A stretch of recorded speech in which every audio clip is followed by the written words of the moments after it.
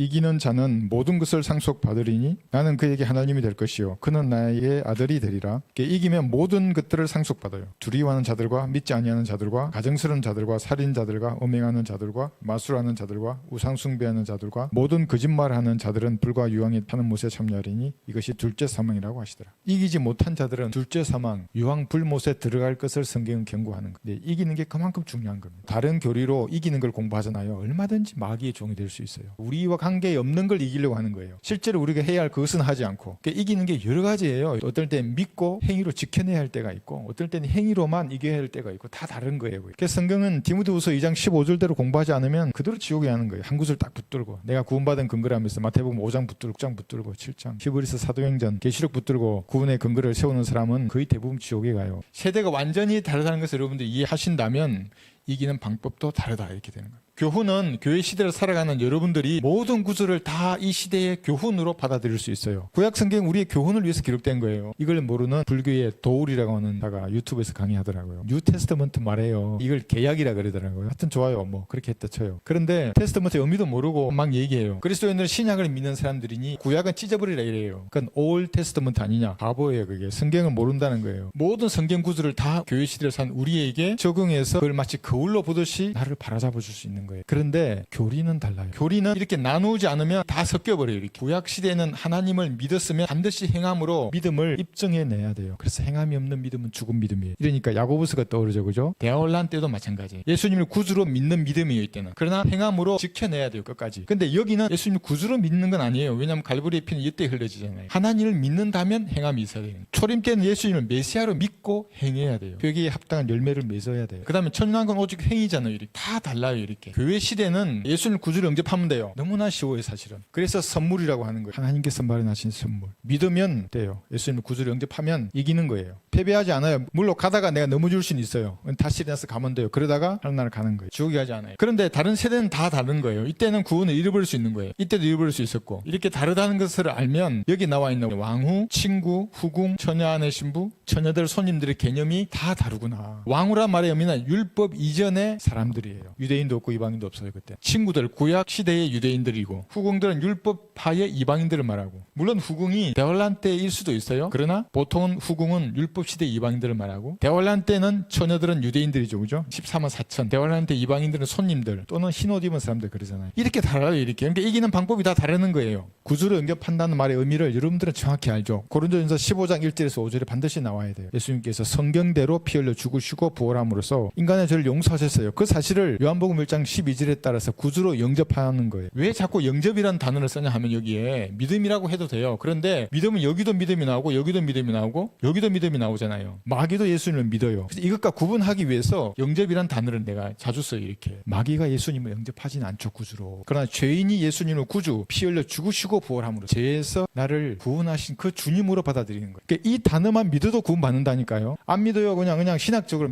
넘어가는 구주 이렇게. 그러니까 왕으로 영접한다 그러고 왕이 아니에요. 예수님 지금은 대제사장이시고 과거에는 선지자였잖아요. 재림해야 왕이 되는데 예수 우리 왕이 이래버리면 피 흘려 죽으시고 부활하신 선지자를 구주로 영접하는 거 쏙 빠져버리는 거예요. 그게 아무것도 아닌 것 같지만 그 멜로디 속에 마귀가 춤을 추는 거예요. 교묘하게 그게 한 끗 차이로 빗나가요. 표적이 이렇게 빗나가는 거 이렇게.